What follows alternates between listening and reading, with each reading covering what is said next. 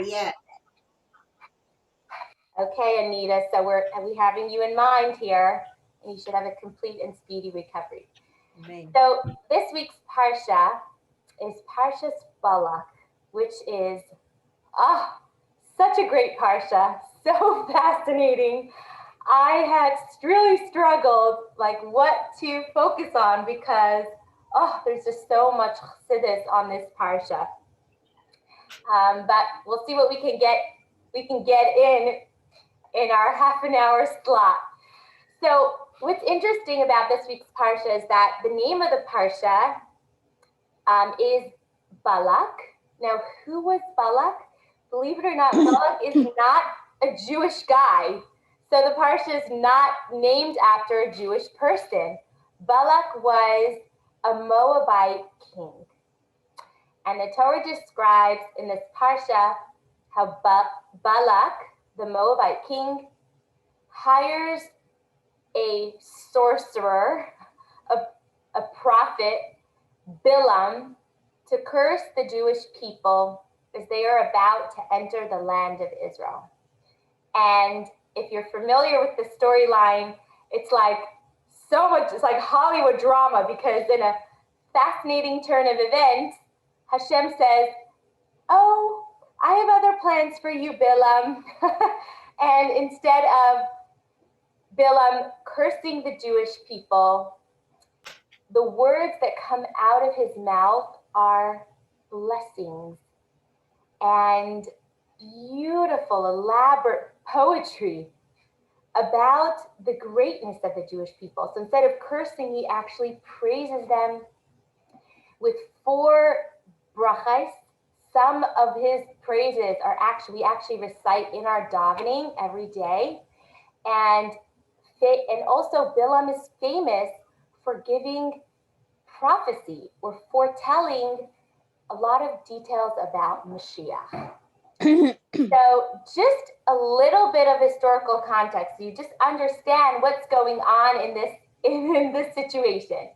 So it's the year 2488 from creation, and the Jewish people just spent the last 40 years in the desert, and they are finally prepared to enter the land of Israel. And they're camped at the border of Moab. Now, the Moabites were terrified of the Jews, and especially after the Jewish people just defeated the Amorim just previously. And so politics does something interesting, right? Sometimes enemies team up against each other.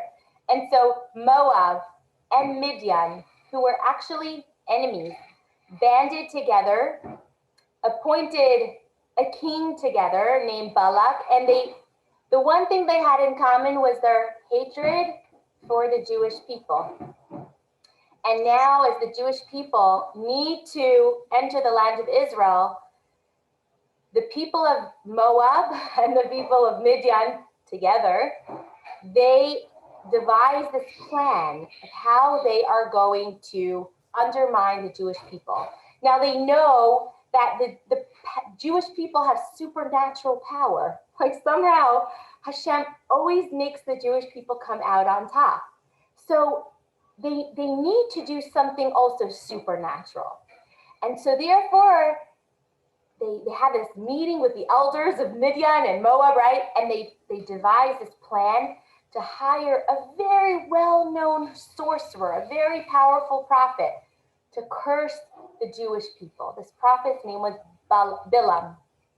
It actually says in Torah that everything that there's always an equal, whatever Hashem created in holiness, there is the equal in unholiness. So if Moshe Rabbeinu was the greatest Jewish prophet, then Bilam was considered the greatest non-Jewish prophet. And the people of Midian and the Moab knew that the Jewish people's strength lay in their mouths, in prayer. And so they decided that we are going to try to defeat the Jewish people, not in battle, not, not on the battlefield, but with a stronger mouth, with Bilam's curses. And of course, we know that instead of cursing the Jewish people, the most wonderful blessings and praise came forth from Bilam's mouth. And think about this for a minute, and this is just something interesting to think about, that the most powerful praise and appreciation of the Jewish people is not communicated through a Jew, but it's communicated through the mouth of a non-Jewish prophet who hates the Jewish people and is attempting to destroy the Jewish people. Why is it that way? And Chassidus brings a very interesting insight, and I really appreciated this when I learned it. Chassidus explains why these great blessings had to come through such a wicked man. Bilam was blessing the Jews. Bilam's blessing the Jews was a preparation for Mashiach. And when Mashiach comes, every single creation will acknowledge its maker, and every single creation will acknowledge the greatness of the Jewish people. And when did this process for Mashiach begin? It began when Bilam, the greatest Jew hater, recognized this truth, recognized the greatness of the Jewish people, and blessed Hashem and blessed the Jews. And just if we could delve on this idea just a little deeper and see how it's relevant today, the Torah is teaching us that if you want to understand who the Jew is, if you want to understand a little bit about how Hashem views us, you should seek the perspective of the non-Jew, right? The non-Jewish individual, the person who is unbiased and perhaps unaffected by our, complexes that we put on ourselves, or our Jewish inclination towards self-deprecation, right? The non-Jew sometimes possesses a deeper appreciation of the Jew than many Jews themselves. I think that you'll agree that sometimes we need this reminder. We need a reminder to know who we are. We are different. We are God's chosen people, and we should be proud of it. And this non-Jews, when Mashiach comes, the non-Jews will recognize this. But even today, where do you think anti-Semitism stems from? It stems from the non-Jewish understanding that a Jew is different, right? And the non-Jewish world doesn't fall prey to our Jewish claim that we're just normal, we're like everybody else, we're secular, we're just a cultural ethnic group, we love money, we love food, we love leisure. We're just as good as any good guy, any good Gentile. No, I think you'd be shocked to understand that the Gentile knows, senses, consciously or subconsciously, that there's something very profound and something very authentic that sets the Jew apart from the rest of human race. And although the non-Jew may not be able to put his or her finger on what exactly that otherness is, the non-Jew feels it. And the non-Jew feels that Israel is a people that dwells alone. And that's something we can learn from this parsha. But that's just an introduction.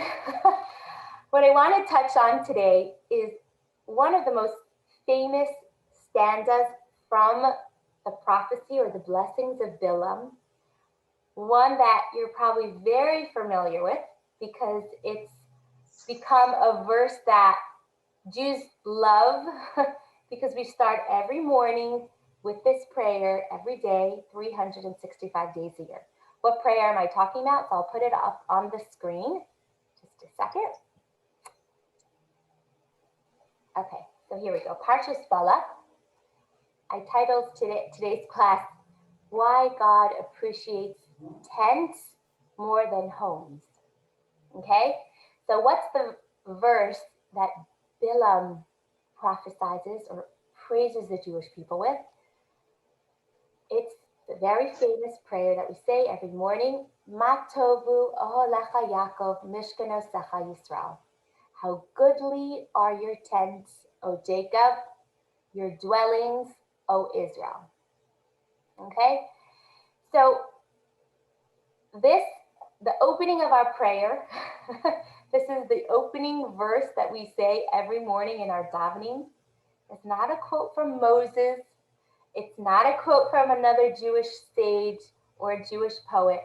It's actually words uttered by Bilam in this week's Parsha.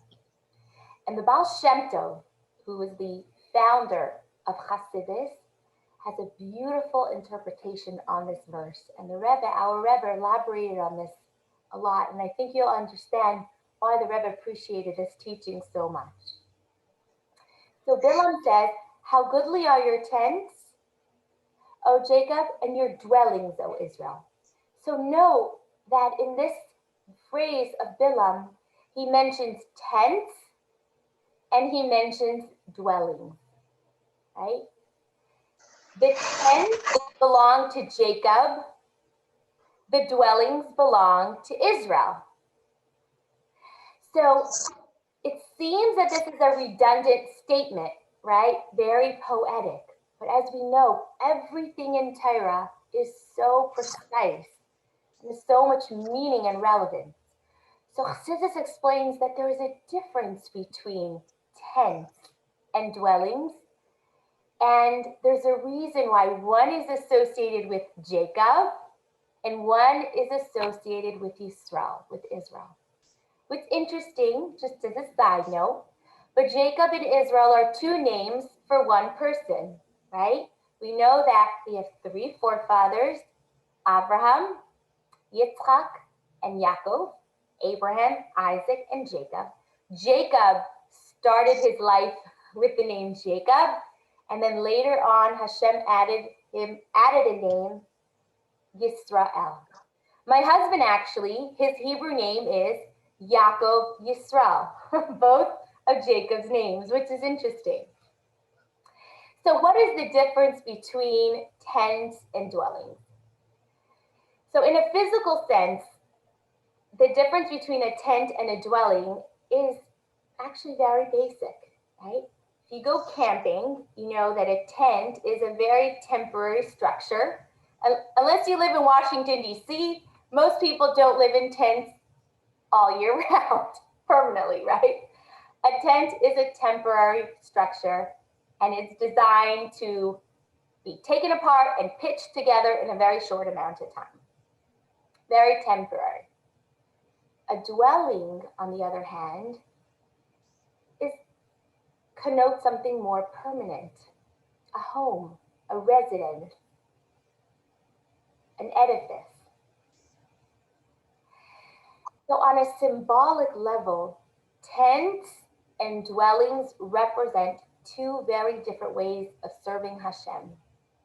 Two spiritual paths, if you were. There are human beings who carve out of their hearts a permanent dwelling space for Hashem. Their connection with Hashem never ends. It's permanent. It's like Hashem's presence in their lives is consistent, it's undeviating, it's reliable. And this represents the person whose service to Hashem is like a dwelling. It's permanent. It's a home. It's an abode for Hashem. That would probably be like a tzaddik, right? Or a very, very observant person, perhaps. But then there are individuals like me, for example. I can't say I'm so spiritually sensitive. And so people like me, or people like you, humans who are very overwhelmed with the stress of daily life. And it's it's a big undertaking to be godly, God-centered conscious all the time. We have pressures from the home, we have pressures in the office, we have a burden of holding a family together, we have deadlines, we have ups and downs and life and stress and anxiety. So it's hard to focus on Hashem all the time. And even with all of this, even these individuals, once in a while, maybe early in the morning, maybe late at night, or maybe even in the middle of a hectic day, experience a yearning, a desire, a closeness, a feeling to spend a few minutes with Hashem. And what do? They construct a tent, a tent in their heart, a very temporary moment, a temporary space, a brief second to invite Hashem in. It could be a moment, it could be a few minutes, it could be a few minutes, but when a Jew immersed in work or immersed in home life or immersed in the stresses of life suddenly creates a tent, creates a temporary moment, a space to invite Hashem in, makes a bracha, does a mitzvah, davens for a few minutes, says a psalm of Tehillim. In these few minutes, the person is saying, Hashem, I don't have much time. I have so much on my head today, but let's spend this minute together. We're going to create a tent, a temporary place and space, and we're going to connect now. So this Jew by no means creates a permanent dwelling for Hashem. At the best, he makes a tent. And he and Hashem can spend a few minutes together. So this is the two pathways of service to Hashem. Which one relates to Jacob and which one relates to Israel? Well, if you look at the verse, Bilam said it himself. The tents are Jacob and the dwellings are Israel. The tents, the temporary moments that we steal from our busy day, our hectic day to connect to Hashem. That's Jacob, and our dwellings, our more permanent spaces relate to Israel. What are the difference between these two names? So these two types of individuals, right? The Jacob and Yisrael are actually like our types of names of our people, Jacob and Yisrael. In Hebrew, Yaakov, Jacob means a heel. Jacob was given this name because when he emerged from his mother's womb, he was the second twin and he was holding on to his brother Esau's heel. He wanted to take his place as the firstborn. Yisrael came later. Yisrael was a name that Yaakov got after he fought and after he prevailed. And Yisrael, Yisrael, the word Yisrael consists of the letters which make up the word Li Rosh, my head. So we have two extremes. We have the heel and we have the head. And obviously those are very, very different representations. Jacob is the heel. Jacob symbolizes the person who's enmeshed in battle. He finds himself in low places like the heel. Jacob is the one that builds temporary tents because he's stressed. Life is busy. Life is hectic. So he's able to erect small moments in time in order to connect to Hashem. Israel is the Jew who emerged triumphant. It's the person who is in touch with his head or her head and her higher consciousness. And Yisrael is the one that builds permanent dwellings. Now, which one do you think is more desirable to Hashem? You're probably thinking, for sure, Yisrael. Well, he's like, isn't that like the better one of the two, right? Isn't that the one Hashem probably appreciates more, the permanent structure, the permanent dwelling? Comes Bilam and declares, what does Bilam say? How goodly are your tents, O Jacob. Not only are Jacob's tents goodly and beautiful, but they are in a way given preference over Israel's dwelling. There is something that Hashem appreciates about our tents, our snippets of time that we set aside for Hashem. And these snippets of time are more precious, are more beautiful to Hashem, or more, if not more desirable to Hashem, than the work of a tzaddik, than the permanent dwelling place of a Shabbos, of a tzaddik. And this is precisely the work of Jacob. Jacob's personality is precisely the objective of creation. We're put on this world to bring the light of Hashem into the darkness of the world.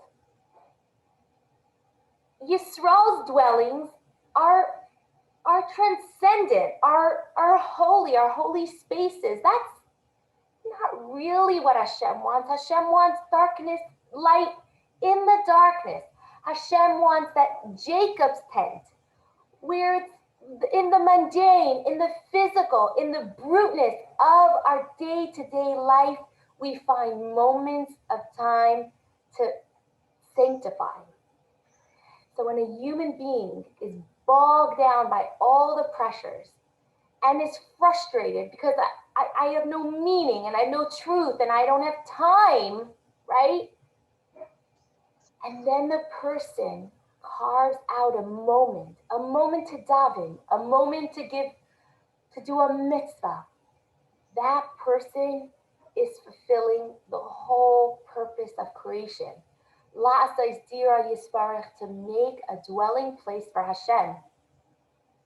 Even a temporary dwelling place for Hashem down here on this world. And the Rebbe once put it very powerfully. The Rebbe said, God tells us, I ask of you to give me only a few minutes every day, but those few minutes should be exclusively mine, exclusively Hashem. And I want to end with a very, very well-known story about a Chabad shliach from Minnesota. This story is known in Lubavitch as the Mincha story, the famous Mincha story, because if you're familiar with the 3 daily prayers that we say, Shacharis is the morning prayer, Mincha is the afternoon prayer, Arvis, Ma'ariv is the evening prayer. So the morning and evening is a little easier to get by, you know? But the Mincha prayer, smack in the middle of their day, smack in the middle of the workday, and Hashem expects us to all of a sudden turn everything off and give him a few minutes, right? This is a famous story about the Shliach, or Moshe Feller. So here's the story. So it was the early 1960s, and Rabbi Moshe Feller, who just moved back to Minnesota to open up a Chabad house. He actually was a native, I don't know how you say it, Minnesotan himself. And he was moving back to Minnesota to open up a Chabad house. And he heard that there was a man by the name of Dr. Velvel Green. Velvel Green was an active member of the Jewish community. He was a respected scientist. He was not yet religiously observant at the time. Moshe Feller wanted to have a meeting with him. So this is like classic Chabad shliach, right? So at first, Moshe Feller would call, and Dr. Green thought, oh, this is just another charity collector from Brooklyn. So he send a check. You want money? I'll send you a check. But Rabbi Feller didn't. That's not what Rabbi Feller wanted. He wanted to meet him in person. So finally, Dr. Green agreed for Rabbi Feller to come to his lab for a short meeting at the end of the day. Professor Green's lab had a NASA contract at that time and was being classified, and Rabbi Feller needed clearance in order to be escorted into Dr. Green's lab. It was a very big deal. And so Rabbi Feller came and spoke about the mission of Chabad and asked for Dr. Green's friendship and his support. And all of a sudden, in the middle of a conversation, Rabbi Feller looked out the window, saw that the sun was starting to sink behind the horizon, and without a word, not like, oh, if you'll excuse me, no, none of that. Without a word, he jumped up, he pulled out his gartel, the Hasidic prayer sash, went to a corner and started praying mincha, the afternoon services. You can imagine that this professor, Dr. Green, was fuming angry and shocked. Where does this rabbi have the chutzpah to come? I gave him a meeting, and then he tunes out in the middle of the meeting. And what is he even doing? And he was so offended, right? And how ridiculous that Rabbi Feller wait so long for an appointment, and then you waste half of your appointment on prayer. He was mad. And he writes that he was mad. He wrote this episode himself. When Rabbi Feller finished davening mincha, Dr. Green, the professor, said, the interview is now over. You can walk out now. But then what happened next, says Dr. Green, changed his life forever. Rabbi Feller apologized, and Rabbi Feller explained that what he had just done was more important than what he had come for. And Rabbi Feller told these words to Dr. Green. If I hadn't prayed then and there, the opportunity would have been lost forever. And Dr. Green, who was not an observant Jew, was so inspired by this and so impressed that people don't just talk that way, right? He phoned his wife. He says, this is the first time, in his words, this is the first time I heard a rabbi mention the word God seriously. This is the first time I met an individual who would be ready to give his life for God. And so they became very good friends. And the Greens invited Rabbi Feller to speak at their Jewish book club. And they were significantly affected by Rabbi Feller's authenticity and Rabbi Feller's sincerity. And they arranged weekly study sessions. And eventually, Dr. Green and his wife and his family became Torah observant Jews. This is the power of taking a moment of time. Ma tobu o'alacha Yaakov. This is the power of creating space and time in our busy day for Hashem. And these are the kind of moments Hashem appreciates. How goodly are your tents. These small temporary snippets of time is what Hashem really appreciates. So with that,